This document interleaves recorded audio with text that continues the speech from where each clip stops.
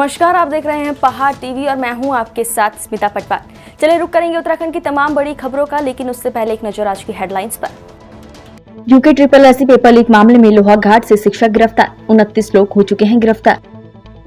Cabinet मंत्री गणेश जोशी का बयान, भर्ती घोटाले में किसी भी आरोपी को बख्शा नहीं जाएगा। रुड़की के पनियाला चंदापुर स्थित बाईपास हाईवे पर मिला युवक का शव, परिजनों ने जताई हत्या की आशंका। भूस्खलन की वजह से 3 घंटे बंद रहा मसूरी टिहरी बाईपास, खतरे की जड़ में आया घर। बाजपुर में कार और ट्रक की भिड़ंत, 3 घायल। उत्तराखंड अधीनस्थ सेवा चयन आयोग 2021 पेपर लीक मामले में गिरफ्तारियों का दौर जारी है। पेपर लीक मामले में STF को एक और सफलता मिली है। इस बार STF ने कुमाऊं के लोहाघाट राजकीय प्राथमिक विद्यालय के शिक्षक बलवंत सिंह रौतेला को गिरफ्तार किया है। STF के मुताबिक अभियुक्त बलवंत सिंह ही वो शख्स है जो शशिकांत का दाहिना हाथ बनकर रिजॉर्ट में छात्रों को नकल के पेपर मुहैया कराने में शामिल था। STF ने अब तक कुमाऊं के 2 रिजॉर्ट में पेपर लीक से जुड़े मामले की परत खोली है। ऐसे में अब तक पेपर लीक मामले में 29 लोग गिरफ्तार किए जा चुके हैं। STF के अनुसार सामूहिक रूप से पेपर लीक के लिए कुमाऊं के 2 रिजॉर्ट में 50 और 60 स्टूडेंट एकत्र हुए थे, जहां पर सभी को नकल करने वाले मुख्य अभियुक्त शशिकांत के बाद अब उसका दाहिना हाथ बलवंत सिंह रौतेला को गहन पूछताछ और पुख्ता सबूतों के आधार पर गिरफ्तार किया गया है। बलवंत सिंह द्वारा ही करीब 40 छात्रों को इकट्ठा करके उत्तर प्रदेश के नकल माफिया शशिकांत के माध्यम से पेपर लीक किया गया था। STF की जांच टीम के अनुसार इस कड़ी में अधिकांश छात्र चिन्हित कर लिए गए हैं, जो परीक्षा से पूर्व 2 रिजॉर्ट में रुके थे। जाँच पड़ताल में बरामद दस्तावेजों के साक्ष्य में ये पुष्टि हुई है।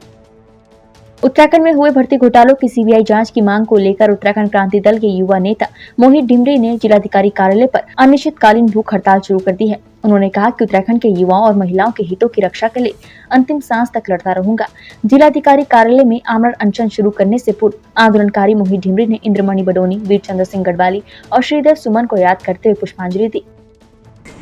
देखिए, उत्तराखंड में लगातार हो रही भर्ती घोटालों की CBI जांच की मांग को लेकर आज से हमने रुद्रप्रयाग जिलाधिकारी कार्यालय के सम्मुख भूख हड़ताल शुरू कर दी है और जब तक सरकार CBI जांच नहीं करवा देती इन सारे मामलों की, तब तक हम यहाँ पर भूख हड़ताल पर बैठे रहेंगे।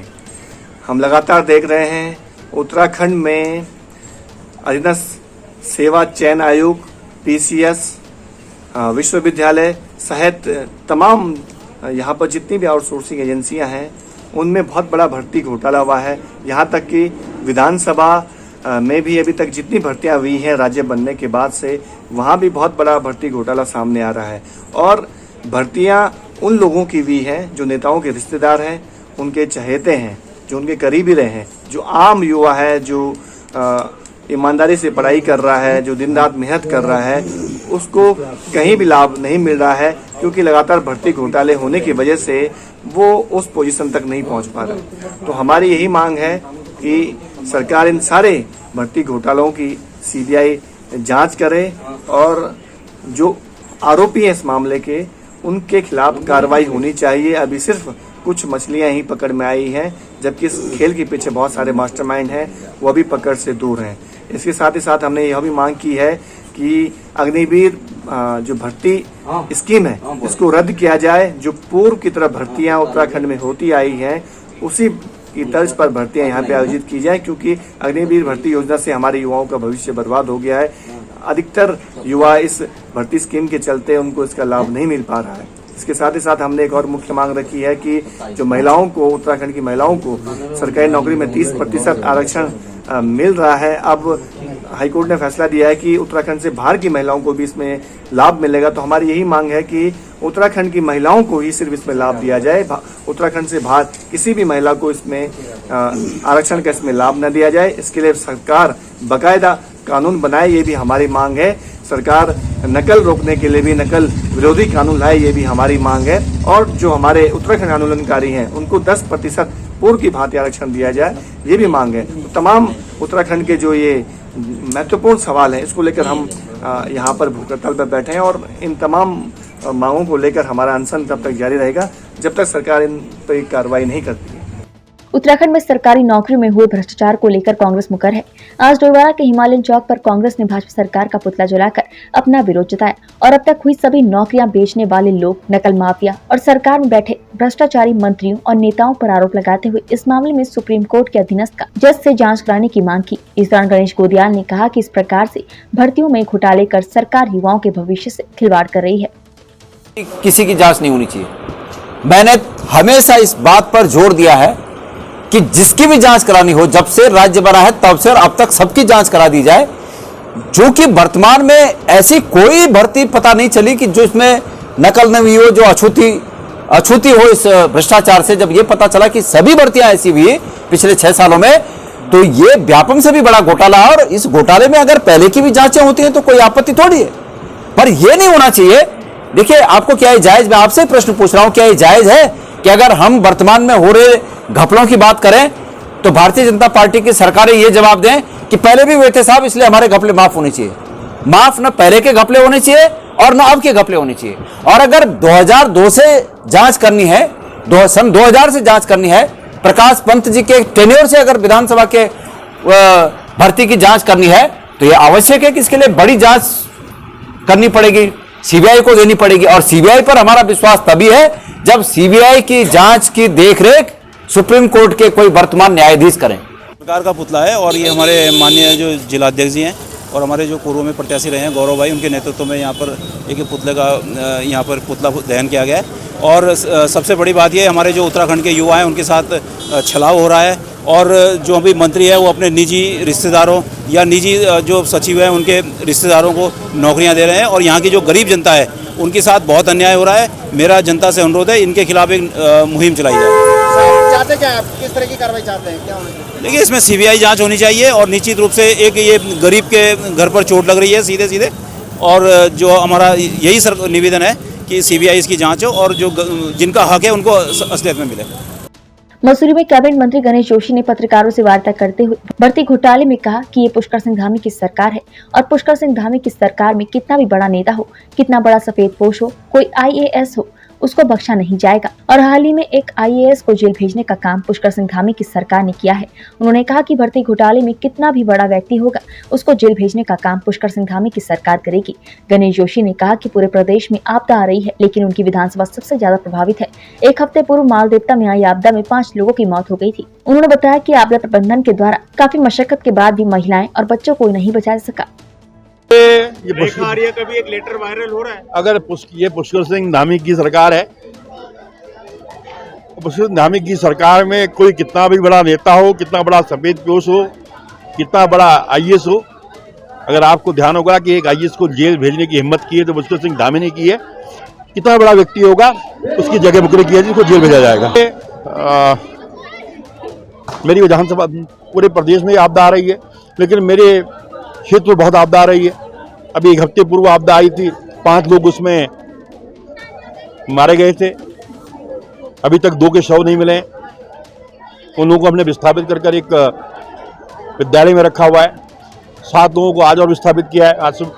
और आज काठ बंगला में मलबा आने से, भारी भूस्खलन से एक मकान दब गया जिसमें 2 महिलाएं और एक 10 दिन का बच्चे की मृत्यु हो गई। हम बहुत मेहनत करने के बाद भी, जैसे मुझे सूचना मिली 5 बजे, मैं 5:20 पर वहाँ पहुँच गया था। बहुत कोशिश करने के बाद भी उनको हम नहीं बचा पाया, मुझे उसका कष्ट है। लेकिन इस संकट की घड़ी में हमारी सरकार इन लोगों के साथ में है। धामी जी लगातार मॉनिटरिंग करते हैं और आज मुझसे 4 बार पूछ चुके हैं कि क्या स्थिति है। इस बात का प्रतीक है कि सरकार, देखो, आपदा को कोई नहीं रोक सकता, लेकिन आपदा के बाद सरकार कितनी संवेदनशील है इस बात से दिखाई देता है।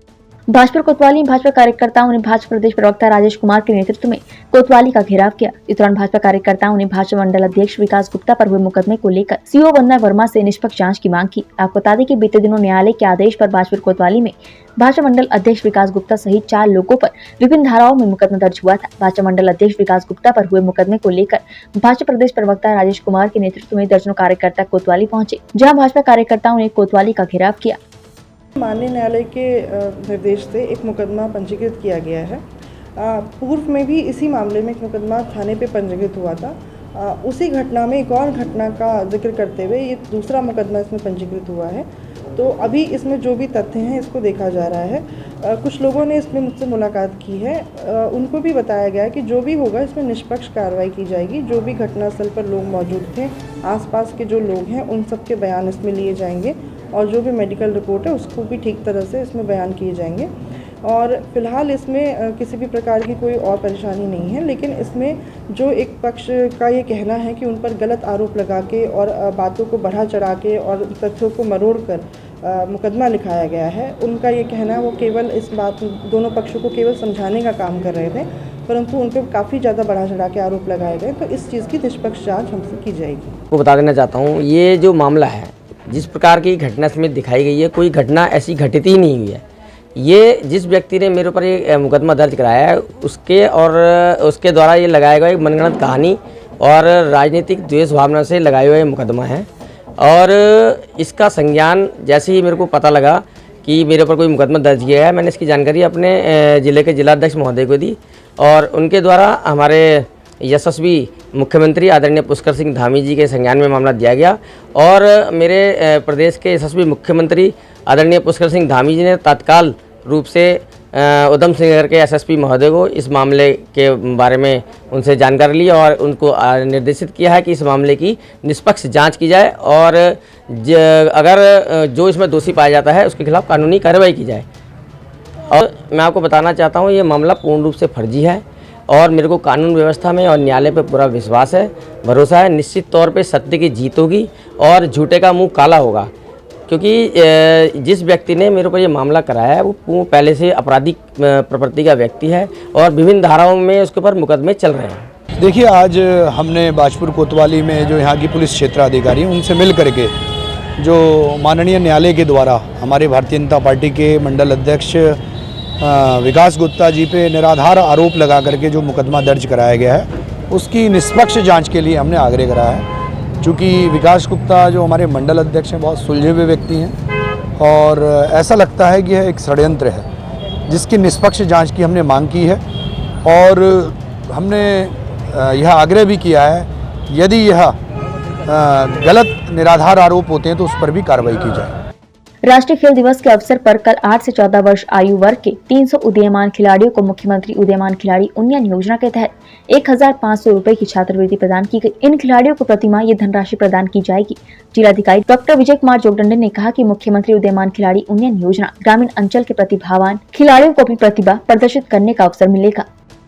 माननीय मुख्यमंत्री जी के निर्देश के अनुक्रम में जनपद में 150 बालक और 150 बालिकाएं 8 वर्ष से 14 वर्ष की आयु के उन सभी बालक बालिकाओं का चयन समस्त विकास खंडों से करते हुए आज जनपद में कार्यक्रम किया जा रहा है। आज के इस कार्यक्रम में 300 खिलाड़ियों को जो आयु वर्ग के शामिल हैं उनको 1500 रुपया प्रति माह के रूप में माननीय मुख्यमंत्री उदीयमान खिलाड़ी उन्नयन योजना के अंतर्गत धनराशि प्रदान की जा रही है। आज के इस कार्यक्रम में माननीय विधायक जी का भी सहभाग है, उनके हाथों से ये चेक वितरण का कार्यक्रम किया जा रहा है। मैं उम्मीद करता हूँ जनपद में खेल प्रतिभा को बढ़ाने के लिए ये योजना महत्वपूर्ण योजना के रूप में नज़र आएगी और भविष्य में जो खिलाड़ी निखर के उभर के आगे आएंगे उनके खेल प्रतिभा को निखारने के लिए इस योजना का भी महत्वपूर्ण योगदान होगा।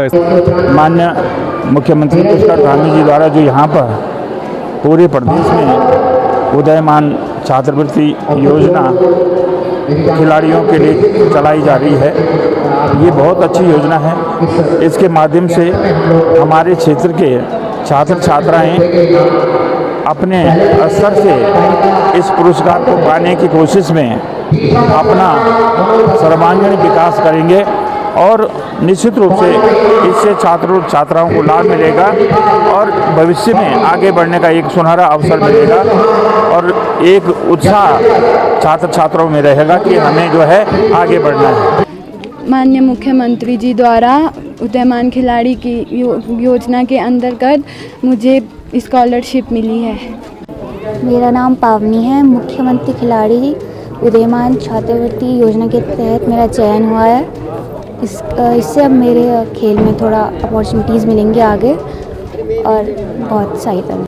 बाजपुर के केलाखेड़ा में कार और ट्रक की भिड़ंत हो गई, जिसमें कार सवार 3 लोग घायल हो गए।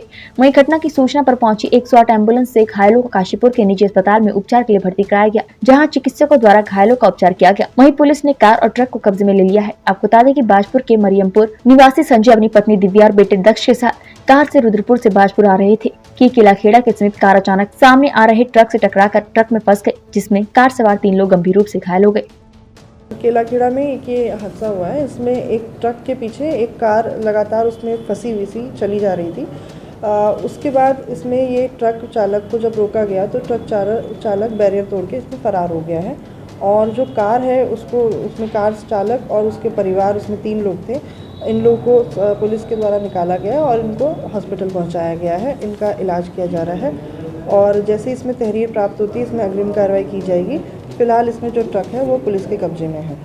मुंशियारी क्षेत्र की 3 महिला खिलाड़ी जिनके नाम मनीषा मेहता, मनसिका आर्य और ललिता कोसियारी है, दिल्ली में वुमेन्स चैंपियनशिप लीग में प्रतिभागी टीम युवा संघा FC के ट्रेनिंग कैंप में प्रतिभाग कर रही हैं, जिसके बाद ये युवा संघा टीम से लीग में प्रतिभाग भी करेंगी। मुंशियारी स्थित MDAFC के अध्यक्ष हिमांशु धर्मसक्तु ने बताया कि इन 3 खिलाड़ियों को कैलाश लशपाल और विक्रम जंगपानी के नेतृत्व में दिल्ली भेजा गया, जहाँ पर क्षेत्र के राष्ट्रीय खिलाड़ी धीरज जंगपानी का मार्गदर्शन इनको प्राप्त हुआ।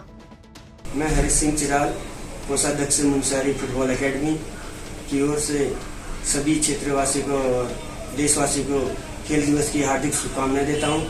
और आपकी जानकारी के लिए बता दूं कि हमारे क्षेत्र से फुटबॉल एकेडमी मुंशियारी की ओर से 3 महिला फुटबॉलर जो अभी दिल्ली में जुम्बा सागा फुटबॉल क्लब में प्रतिभाग कर रही है, मनीषा मेहता, ललिता कोश्यारी और वंशिका आर्या, 3 महिला फुटबॉलर वहाँ पर प्रतिभाग कर रहे हैं। और कल्पना घेंगा जो कि अभी दिल्ली लीग खेल रही है गढ़वाल हीरोज की तरफ से। और हमारे फुटबॉल एकेडमी की दिया राणा बहुत चर्चित है खिलाड़ी है, अभी वो पंजाब यूनिवर्सिटी की तरफ से वो भी लीग मैच में प्रतिभाग कर रही है। सभी क्षेत्रवासी को बताना चाहूँगा कि आप भी अपने बच्चों को खेल के प्रति जागरूक करें। जनपद उधम सिंह नगर के जसपुर विधानसभा क्षेत्र में गनर मामला अब तूल पकड़ते जा रहा है। जन जसपुर कांग्रेसी विधायक आदेश चौहान का पहले गनर को जिले के कप्तान द्वारा हटा दिया गया और उसी जगह नया गनर विधायक को मुहैया कराया गया, लेकिन कप्तान द्वारा दिए गए नए गनर की विधायक द्वारा दुर्गति की जा रही है। गनर द्वारा अपनी ड्यूटी विधायक आवास के गेट के बाहर ही की जा रही है। गनर द्वारा कई बार विधायक से निवेदन भी किया गया, लेकिन विधायक आदेश चौहान मानने को तैयार नहीं। अब ऐसे में बेचारे गनर का क्या कसूर। आपको बता दें कि 3 दिन पूर्व हुए विवाद को लेकर जसपुर विधायक आदेश चौहान के पुराने गनर को जिले के कप्तान ने हटाकर नया गनर भेज दिया था, लेकिन विधायक द्वारा उसे सुरक्षा के लिए अंदर नहीं लिया गया। विधायक आदेश चौहान का कहना है कि जब तक जिले के कप्तान नहीं बदला जाएगा तब तक गनर नहीं लिया जाएगा। चौथा दिन है और विधायक जी से मैं मुलाकात हुई थी। मैंने कहा था मैं सर पुलिस लाइन से आया हूँ आपकी सुरक्षा के लिए। उन्होंने मुझसे कहा कि मुझे गनर नहीं चाहिए और आप घर से बाहर रहिए, ना मैं अपनी गाड़ी में बिठाऊंगा ना ही अपने साथ रखूंगा। मैं तब से गाड़ी में 112 डायल नंबर गाड़ी में रह रहा हूँ। कहना कि मुझे पुराना ही गनर चाहिए, मेरा पुराना गनर क्यों हटाया गया। सर मैं अपने कप्तान साहब के आदेशों का पालन कर रहा हूँ और अपनी ड्यूटी सतर्कता से कर रहा हूँ। मैंने पहली एक बात कहा, जब तक ये कप्तान है तब तक मैं सुरक्षा नहीं लूँगा, क्योंकि मुझे इस पर संदेह है कि ये मेरे साथ किसी भी षड्यंत्र के तहत मुझे फंसा सकता है या हत्या करा सकता है। इसलिए मुझे इस पर विश्वास नहीं रहा और कोई भी चीज़ बिना विश्वास के नहीं हो सकती। जब पुलिस प्रशासन से जनता आज जो है पुलिस में जाते हुए लोग क्यों डर रहे हैं, पुलिस का विश्वास खत्म हो गया। कितनी ये किसान लोग बैठे से पूछो कितनी मोटरें चोरी हुई, किसी की रिपोर्ट दर्ज है क्या? ट्यूबवेलों की मोटरें एक भी रिपोर्ट दर्ज जसपुर थाने में या कोंडा थाने में नहीं है आज तक, क्योंकि पुलिस लिखने को तैयार नहीं है। उनका जो पुराना गनर प्रशासनिक दृष्टि से हटाया गया है उससे उनका इतना लगाव रहा क्योंकि वो नैतिक अनैतिक कार्यों में उनका सम्मिलित रहा। वो चाहते हैं कि फिर से वो पर्सनल सेक्रेटरी के रूप में मेरे साथ रहे। एसएसपी ने उसको संज्ञान में लेते हुए जो मारपीट की घटना हुई और उसका इस्तेमाल किया गया गनर का, एसएसपी ने उसे हटाया और नया गनर भेजा है। अगर विधायक जी को एसएसपी पर भरोसा नहीं है तो वो मांग डीआईजी से कर सकते हैं, डीआईजी अपने स्तर से गनर भेज देगा। और अगर चाहेंगे तो डीजीपी से भी मांग कर सकते हैं कि डीजीपी अपने स्तर से गनर भेजे। एक विधायक को एक गनर मिलता है सुरक्षा के दृष्टि से, और अगर उन्हें जिला प्रशासन को विश्वास नहीं है तो वो डीआईजी से या डीजीपी से गनर ले ले और ये जो तरीका है गनर को अपने घर में नहीं घुसने दे रहे और वो बाहर सुरक्षा में खड़ा है, ये बड़ा अमानवीय तरीका है। वो भी व्यक्ति है, सारी रात बाहर खड़ा रहा, टहलता रहा और इस इंतजार में कि विधायक जी मुझे अपने साथ जहाँ भी जाएंगे अपने साथ ले जाएंगे, मुझे अपनी सुरक्षा में लगाएंगे। उसमें तो अपने जो आदेश ऊपर से है उसका वो पालन कर रहा है और बड़ा ताज्जुब होता है कि सारी रात वो गेट के बाहर खड़ा रहा, घूमता रहा और उस पर ना तो बैठने की कोई जगह दी जा रही है, ना उस पर कोई खाने पीने की व्यवस्था की जा रही है। तो एक अजीब सा माहौल इन विधायक जी ने यहाँ पर बना है। उत्तराखंड में भारी बारिश की वजह से लोगों को खासी दिक्कतों का सामना करना पड़ रहा है। सोमवार को नेशनल हाईवे 707 के अंतर्गत आने वाले मसूरी टिहरी बाईपास भी भूस्खलन की वजह से बंद हो गया था। इस दौरान हाईवे पर भारी मलबा आने से सड़क दोनों ओर से वाहनों की लंबी कतार लग गई। करीब 3 घंटे बाद मलबे को हटाया गया, जिसके बाद यातायात सुचारू हुआ। जैसा कि मुझे सूचना मिली कि यहाँ पर भारी बारिश के कारण यहाँ पर बाईपास रोड पे मलबा आया है, वो बाधित हुई है, लेकिन हमने तत्काल NH के अधिकारी कर्मचारियों को फोन करके इसको JCB की मदद से खुलवा दिया है। यातायात के लिए सुचारू हो गया है और ऊपर पूरा मकानों को है उसको दृष्टि करके मैं जाँच कर रहा हूँ, देखता हूँ यदि कोई खतरा होगा तो उनको खाली करा जाएगा। प्रकार करूँगा और स्वयं भी निरीक्षण करूँगा, यदि कोई खतरा होता है तो उनको खाली करने में निर्देश करूँगा। डोईवाला में शतरंज चैंपियनशिप 2022 का आयोजन हुआ, जिसमें ऋषिकेश, देहरादून, हरिद्वार के साथ डोईवाला के तमाम नामी खिलाड़ियों ने भाग लिया। तो वहीं क्षेत्र की तमाम खेल प्रतिभाओं के साथ विभिन्न क्षेत्रों में विशेष पहचान बनाने वाले तमाम विशिष्ट लोगों का आयोजन समिति की ओर से सम्मानित कर हौसला अफजाई की गई। डोईवाला में अमन स्पोर्ट्स क्लब ने क्रीड़ा भारती के सहयोग से द्वितीय शतरंज चैंपियनशिप प्रतियोगिता और खेल प्रतिभा सम्मान समारोह में खेल के सभी विजेताओं के साथ विभिन्न क्षेत्रों में विशेष पहचान बनाने वाले लोगों के साथ क्षेत्र की खेल प्रतिभाओं का समाज सेवी राजन गोयल, पूर्व राज्य मंत्री और पूर्व वॉलीबॉल अंतर्राष्ट्रीय खिलाड़ी अरुण सूद, व्यापारी नेता ईश्वर चंद्र अग्रवाल और SDRF की इंस्पेक्टर ललिता दास नेगी ने संयुक्त रूप से ट्रॉफी, प्रमाण पत्र और नकद पुरस्कार देकर सम्मानित किया गया। हमारे डोईवाला क्षेत्र में क्रीड़ा भारती के द्वारा और हमारे स्थानीय युवा साथियों के द्वारा जो है यहाँ पे एक शतरंज प्रतियोगिता का आयोजन किया गया और विभिन्न क्षेत्रों में जो खेल की विभिन्न प्रतिभाओं को जो है सम्मानित किया गया। उसके लिए जो है मैं सभी प्रतिभाओं को वो देता हूँ, शुभकामनाएं देता हूँ और इसके आयोजनकर्ताओं को भी अपनी बधाई और शुभकामनाएं देता हूँ। इस तरह के आयोजन से जो है क्षेत्र की युवा पीढ़ी को और खेल प्रतिभाओं को बाहर निकलने का मौका मिलता है और इस तरह के आयोजन समय समय पर होते रहने चाहिए। जैसा कि आज का दिन जो है राष्ट्रीय खेल दिवस के रूप में मेजर ध्यानचंद जी की जयंती के रूप में और उनको याद करने के लिए उनको हॉकी का जादूगर कहा जाता था, उसके उपलक्ष्य में आज का दिन जो है राष्ट्रीय खेल दिवस के रूप में मनाया जा रहा है। और जितने भी आपके साथ डेडिकेट लोग लगे हुए थे क्रीड़ा भारती के, पंचवटी खेल प्रमोशन बोर्ड के और जो भी लगे थे उनका मैं विशेष करके धन्यवाद देना चाहता हूं। और आपने जो आज बच्चों को, जो क्षेत्र के बच्चों को आपने सम्मान दिया है, उसमें मैं पूर्ण विश्वास से कहना चाहता हूं कि हमारे क्षेत्र की जो प्रतिभाएं हैं वो आगे आएंगी और अच्छा खेलेंगे और जो भी खेल से सरकार ने फैसिलिटीज़ करी हुई है उसका सदुपयोग करेंगे। इच्छा में ग्रामीण क्षेत्रों में हो रही अघोषित विद्युत कटौती से आक्रोशित दर्जनों गांव के ग्रामीणों ने गंगापुर फीडर पहुंचकर हंगामा काटा। सूचना मिलने पर पूर्व विधायक राजेश शुक्ला ने गंगापुर फीडर पहुंचकर किसानों और ग्रामीणों को समझा बुझाकर उपस्थित अधिकारियों को कड़ी फटकार लगाई और विद्युत व्यवस्था सुचारू करने को निर्देशित किया। तब जाकर किसान शांत हुए। आपको बता दें कि लालपुर के ग्रामीण क्षेत्र नारायणपुर, रामेश्वरमपुर, प्रतापपुर, इंदरपुर समेत दर्जनों गाँव में रोस्टिंग और ब्रेकडाउन के नाम पर प्रतिदिन 13 से 14 घंटे की विद्युत कटौती हो रही है, जिससे नाराज ग्रामीणों और किसानों ने गंगापुर फीडर पर एकत्रित होकर जमकर हंगामा काटना शुरू किया। जिसकी सूचना मिलने पर पूर्व विधायक राजेश शुक्ला भी मौके पर पहुंच गए। उन्होंने आक्रोशित किसानों और ग्रामीणों की समस्याओं को सुना और उपस्थित अधिकारियों को कड़ी फटकार लगाते हुए अघोषित विद्युत कटौती का कारण जानना चाहा। रामनगर वन विभाग के बनाखेड़ा रेंज के सागर रेस्टोरेंट में हाथियों ने तोड़फोड़ और गन्ने की फसल को भी नष्ट कर दिया। कालालुंगी क्षेत्र में हाथियों द्वारा समय समय पर तोड़फोड़ की घटनाएं बढ़ती जा रही हैं। कुछ दिनों पहले कालालुंगी रेंज के नया गांव स्थित कॉबेट फॉल के मुख्य द्वार पर की गई जमकर तोड़फोड़ के बाद सोमवार की रात को हाथियों का झुंड नया गाँव में भी फिर से आ धमका। इस बार नया गाँव में बनाखेड़ा रेंज अंतर्गत आने वाले क्षेत्र में जहाँ सागर रेस्टोरेंट में तोड़फोड़ कर दी गयी, वहीं आसपास के गन्ने की फसल में भी खूब तांडव मचाया गया। पहले भी यहाँ एक हाथियों का 10-12 हाथियों का झुंड आया था, जिसमें कॉर्बेट फॉल और पंचक्की को काफ़ी नुकसान पहुँचाया गया। उसके बाद कल रात मैं सोया था, मेरे द्वारा ये स्टाफ के द्वारा मुझे सूचना दी गई कि 12 बजे ये होटल पर हाथी का झुंड आ गया है। मैं जब आया तो यहाँ सब चारों ओर मेरा होटल घेर रखा था, किचन का दरवाज़ा तोड़ रखा था। और मैंने जब उसके बाद फ़ोन किया विभाग को, विभाग के द्वारा मतलब 12 बजे लगभग मुझे मेरे द्वारा विभाग को बताया गया।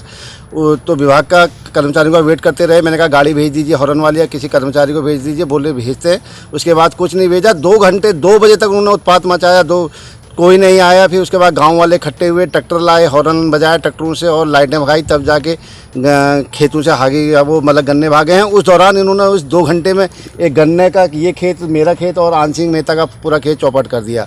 शायद ये टीम वन विभाग की अगर टाइम पर आ जाती तो ये इतना नुकसान नहीं होता।